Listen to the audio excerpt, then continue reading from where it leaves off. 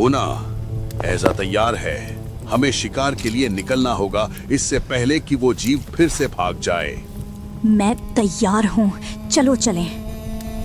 मैं इस जीव का पीछा चंद रातों से कर रहा हूं। ये दूसरे जानवरों जैसा नहीं है। उसे देखते ही मेरे पैरों तले जमीन निकल गई। मुझसे लंबा, मुझसे चौड़ा, मुझसे शांत। अगर मैंने उसे पत्थर मारकर डराया ना होता तो पता नहीं वो क्या कर देता। ये वही जगह है जहां मैंने उसे देखा था।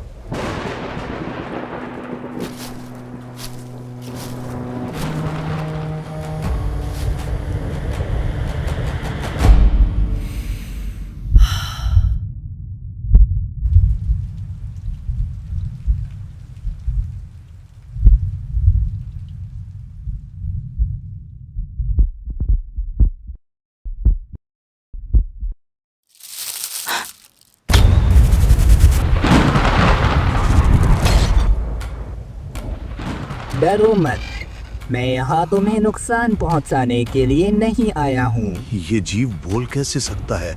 तुम्हारा कबीला खतरे में है, मैं मदद कर सकता हूँ। हमें यहाँ से निकलना होगा अभी। मुझे अपने साथ ले चलो। अगर डर है तो मुझे बांध लो और मेरी पूरी बात सुनने के बाद जो चाहे मेरे साथ करना।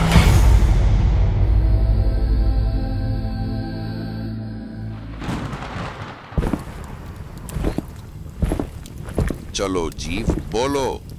मुझे कई नाम दिए गए हैं, जीव उनमें से एक नहीं है, क्योंकि मैं पैदा नहीं हुआ, मुझे बनाया गया है। बनाया गया है?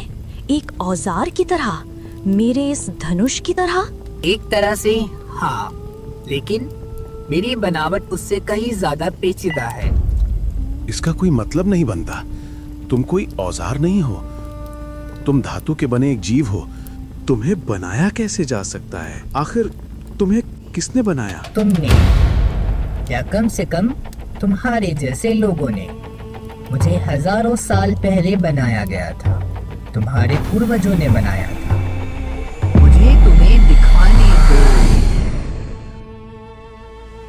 हजारों साल पहले तुम्हारे पूर्वज तुम्हारी ही तरह रहते थे।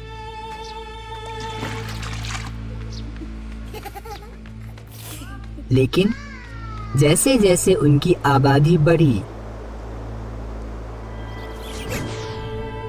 उनकी समझ और उनका इल्म बढ़ गया।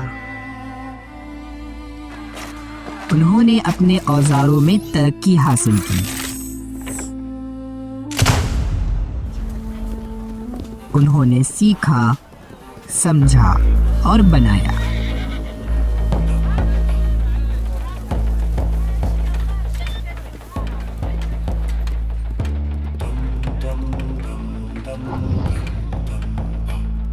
उनके औजार बड़े, ताकतवर और शानदार होते गए। फिर उन्होंने ऐसे औजार बना लिए जो जिस्मानी और ज़हनी तौर पर उनकी जगह ले सके। और ऐसे ही मुझे बनाया गया ताकि मैं तुम्हारे पूर्वजों के काम आ सकूं, उनका ख्याल रख सकूं, उनकी हिफाजत कर सकूं।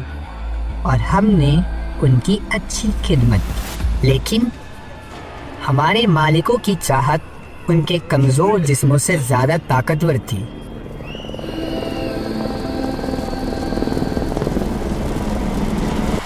इन सभी चीजों को बनाने में नई बीमारियों को जन्म दिया, लेकिन इसका हम पे कोई असर नहीं हुआ, क्योंकि हम तुम्हारी तरह जिंदा नहीं हैं, कमजोर नहीं हैं, ना ही हम खत्म होते हैं।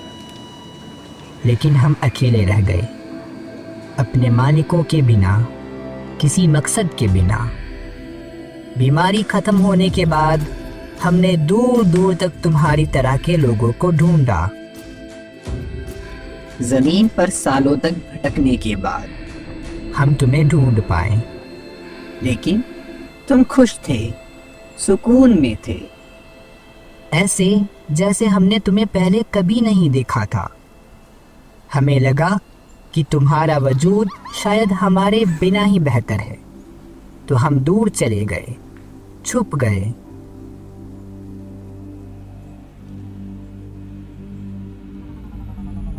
अंधेरे में खो गए।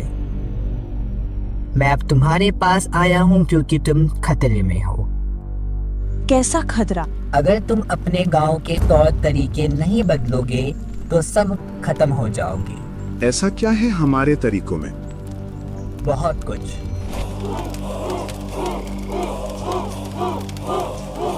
तुम्हारे पास कोई एक लीडर नहीं है। तुम अपने जानवरों पर जुल्म करते हो, अपने इंसानों की कुर्बानी देते हो, अपनी छोटी बेटियों को मार देते हो, बेहिसाब कत्ल करते हो। और तुम्हारे पास 3 मूर्तियों के कानून के अलावा कुछ नहीं है। मैं पहले से ही 1000 से ज्यादा तरीके बता सकता हूँ जिनसे तुम्हारी कौम कुछ दशकों में ही खत्म हो जाएगी। बकवास, ये जीव बेकार में बकबक कर रहा है। अगर ऐसा है तो तुम्हारे गांव की आबादी आधी से ज्यादा कम कैसे हुई? अगर यकीन नहीं है तो खुद जाकर गिन लो। ये जीव बिल्कुल सही कह रहा है। ओना, क्या तुम कहना क्या चाहती हो? क्या गलत बोला मैंने? हाँ, पिछले साल हम 20 लोग मिलकर शिकार करते थे, अब सिर्फ हम 3 हैं। लगता है जिंदगी से ज्यादा लोग मौत की तरफ जा रहे हैं। मैं तुम्हारी बात सुन रही हूँ।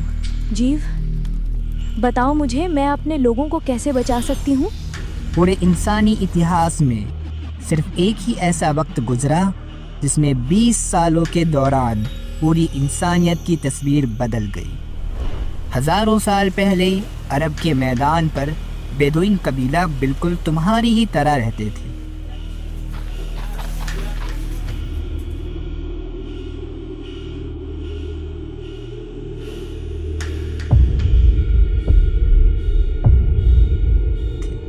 तुम्हारी तरीकों पर। क्या हुआ उनके साथ? उन्हें बचाया गया मोहम्मद के जरिए सल्लल्लाहु अलैहि वसल्लम, जिन्होंने उन्हें इस्लाम सिखाया, अरब का मजहब। इसका हमसे क्या लेना देना है? देखो, मोहम्मद इंसानियत के लिए यकीन, सल्लल्लाहु अलैहि वसल्लम, कानून,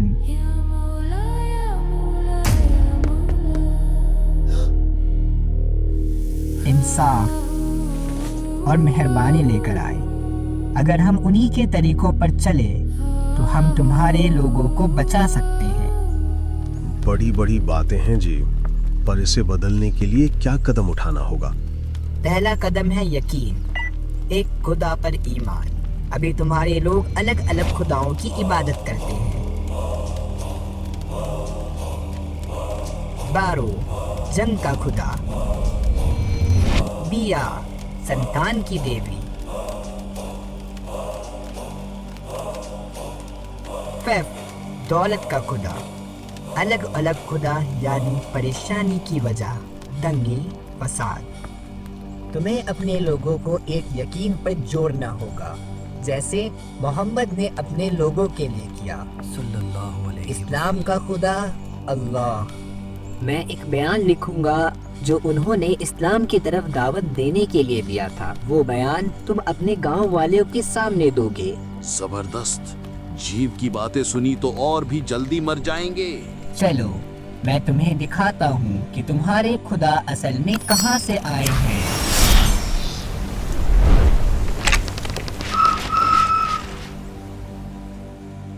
तुम्हारे लोग एक भूली हुई दुनिया के बच्चों के खिलौनों की इबादत कर रहे हैं। ये खिलौने तो खेलने के लिए बनाए गए थे, इबादत के लिए नहीं। नहीं, ये जीव हमारे दिमाग के साथ खेल रहा है। हमने खुदाओं को बनाया? तुम कुफ्र की बात कर रही हो उना? तुम इस क्रीचर पर यकीन कैसे कर सकती हो? मैं अपनी आंखों पर यकीन करती हूँ रोआ। तुम्हारा ऐसा ना करना बेवकूफ़ी है।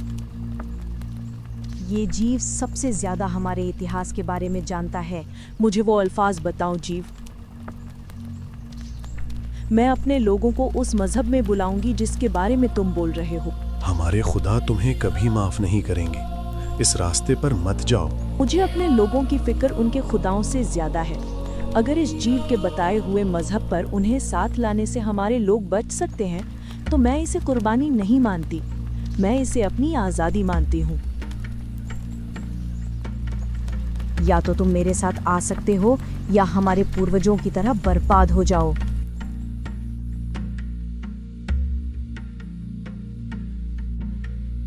मतलब अब तो मौत पक्की है। हो माँ के लोगों, मेरी बात ध्यान से सुनो। मैं तुम पर आने वाले खतरे के बारे में कभी झूठ नहीं बोलूंगी। इन मूर्तियों के खुदा भूली हुई दुनिया के सिर्फ खिलौने हैं। मैं तुम्हें सच्चे खुदा की इबादत करने के लिए बुला रहा हूँ, जिन्होंने हम सबको सदियों पहले बनाया था। मैं अल्लाह की बात कर रहा हूँ, वो अकेले खुदा जो इबादत के काबिल है, वो जिसके बराबर कोई नहीं, जो हमें दिखाई नहीं देता, जो हमेशा जिंदा है, हमारे सभी कामों का सबसे बड़ा जज है। तुम्हारे आने वाली चीजों से तुम्हें कोई नहीं बचा सकता।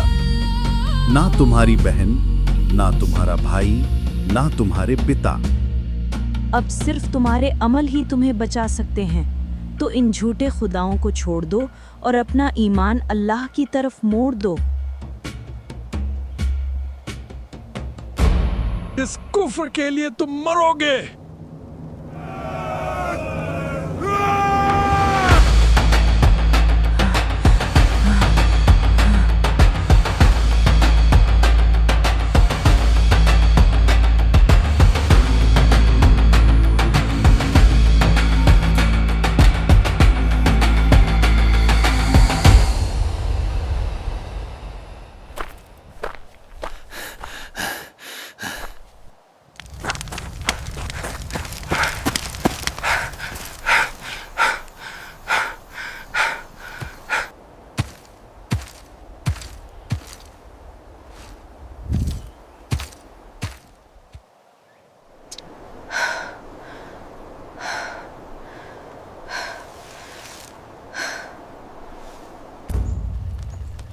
तुम्हारा प्लान बुरी तरह फेल हो गया जीव। पूरा गांव हमें इस कुफ्र के लिए मारना चाहता है। भले ही पूरा गांव तुम्हें मारना चाहता है, लेकिन मेरा प्लान फेल नहीं हुआ। सच में? क्या तुम्हारा प्लान यही था कि हम मर जाएं? जब मोहम्मद ने ताइफ के लोगों को इस्लाम की दावत दी तो उन पर पत्थर बरसाए गए, उनके जूते खून से भर गए। इस हिसाब से तुम्हारे लोग उनसे काफी बेहतर हैं। बेहतर है? क्या तुमने सुना नहीं जब मैंने कहा कि वो हमें मारना चाहते हैं? तुम क्या सोचते हो, क्या एक बयान से तुम्हारे लोग उन खुदाओं को छोड़ देंगे? पर जीव, अगर तुम्हें पता था कि ऐसा होगा तो हमसे ये करवाया ही क्यों? इस खौफनाक नतीजे के लिए? एजा और रुआ बेवकूफ थे जो मुझ पर यकीन किया, और मैं बेवकूफ थे जो मैंने तुम पर यकीन किया।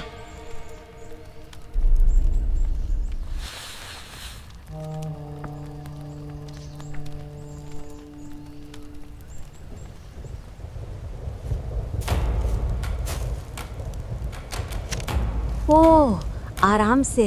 मैं यहाँ हमला करने नहीं आई हूँ। सही वक्त नहीं है सुला।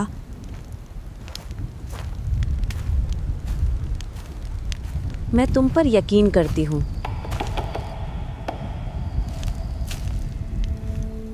क्या? तुम्हारी बहुत सारी बातें मुझे ठीक लगी, पर मैं और जानना चाहती हूँ।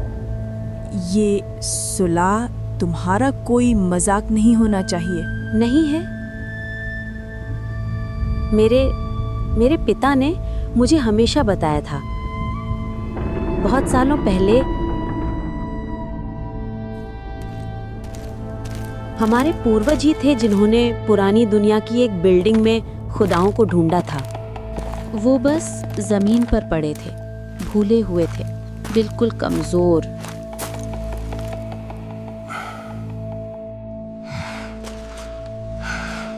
ये मुझे कभी किसी खुदा की बातें नहीं लगी। लेकिन लीडर्स और मूर्तियों के खिलाफ बोलना, खैर उसके लिए दलील से ज्यादा हिम्मत चाहिए थी। लेकिन मूर्तियों के सामने तुम्हारा बयान मेरी जरूरत के लिए एक सहारा बन गया। और पता चला ये लोग भी तुम्हारे पास ही आ रहे थे। तो मैं अकेली नहीं हूँ।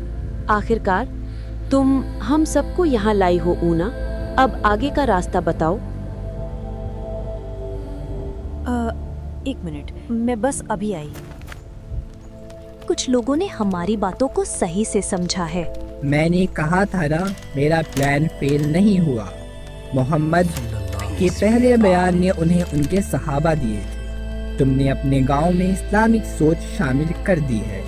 तुम्हारी स्पीच के बिना ये लोग कभी बोल नहीं पाते और तुम इन्हें कभी पहचान नहीं पाते। तो हम सही रास्ते पर गांव अभी भी हमें मारना चाहता है। वो हालात तो नहीं बदले। इसलिए अब नए मुसलमानों के साथ गांव छोड़ने का वक्त आ गया है। मैंने एक घाटी ढूंढी है, वहाँ तुम बसोगी। बहुत सारे मुसाफिर वहाँ से गुजरते हैं। तुम उन्हें इस्लाम की दावत दोगी। रुको, गांव छोड़ दें? हमने तुम्हारी बात गांव को बचाने के लिए सुनी थी, छोड़ने के लिए नहीं। मालिक, हमने काफिरों को ढूंढ निकाला है। तुम्हारे गांव के लीडर्स ने बनाए हुए मूर्तियों और मजहबों की वजह से लंबे समय तक ताकत का मजा लिया है। तुम्हारे बयान ने उनकी ताकत को ललकारा है, लेकिन तुम उनका मुकाबला करने के काबिल नहीं हो।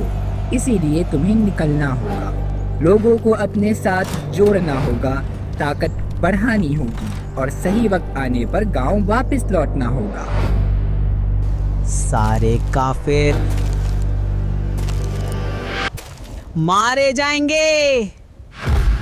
ये जीव तो हवा में प्लान बना रहा है और सच तो ये है, इसे कोई खबर नहीं है कि ये क्या कर रहा है। अभी भी वक्त है, चलो गांव के लीडर्स के सामने अपने कामों के लिए माफी मांगते हैं। मैं यूं ही कोई फैसला नहीं लेता। मेरे सारे फैसले इतिहास के सच पर साबित हैं। मोहम्मद ने मक्का के लोगों को दावत दी। मक्का के मुसलमान की जान खतरे में थी, तो वो मदीना चले गए, जो इस्लाम का मशहूर वाक़िया है। कई सालों बाद ही वो वापस आ पाए थे। कब? क्या कहा तुमने? हम कब वापस आ सकते हैं? मुझे नहीं पता। तो हम सबको छोड़कर तुम्हारे प्लान पर चले और तुम हमें ये भी नहीं बता सकते कि हम कब वापस आ सकते हैं। यही वो जगह है जहां वो छुपे हैं। सारे इंसानी मजहबों की नींव हमेशा से यकीन रहा है। क्या मक्का छोड़कर जाते वक्त मुसलमानों को ये पता था कि वो वापस कब आएंगे? ये उनके खुदा पर उनका यकीन था, जिसने उन्हें इस हालत में जिंदा रहने की हिम्मत दी। अब तक ये मेरे बताए हुए बातों का नतीजा है, जिसने तुम्हें आगे बढ़ने की हिम्मत दी है। क्योंकि अब तुम लीडर हो, जहाँ हिदायत के लिए लोग तुम्हारी तरफ देख रहे हैं। लोगों को इस्लाम के रास्ते की हिदायत देने के लिए तुम्हें खुद अच्छा मुसलमान बनना होगा। इसके लिए तुम्हें खुदा पर सच्चा यकीन करना होगा, तभी तुम निकल सकते हो। क्या तुम लोगों को वो सुनाई दे रहा है?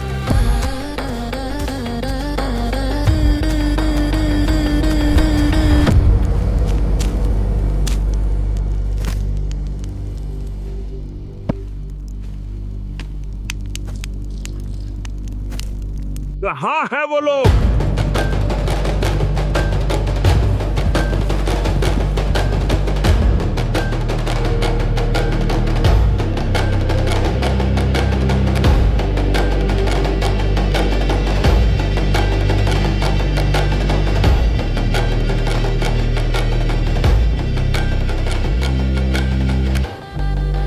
अगर तुम हमारे लोगों को वो बात करने वाला जीव दिखा देते तो मुझे लगता है वो तुम पर यकीन कर लेते। वो उन खिलौनों के बजाय उस जीव की इबादत शुरू कर देते।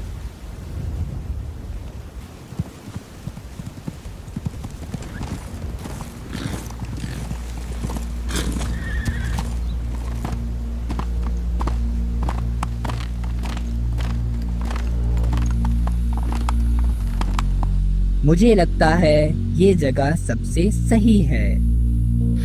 या मौला, या मौला, या मौला, या मौला, या मौला, या मौला।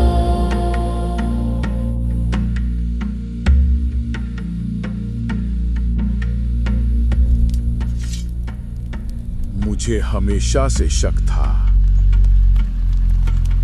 3 आम गांव वाले कुफ्र के बारे में कैसे सोच सकते हैं।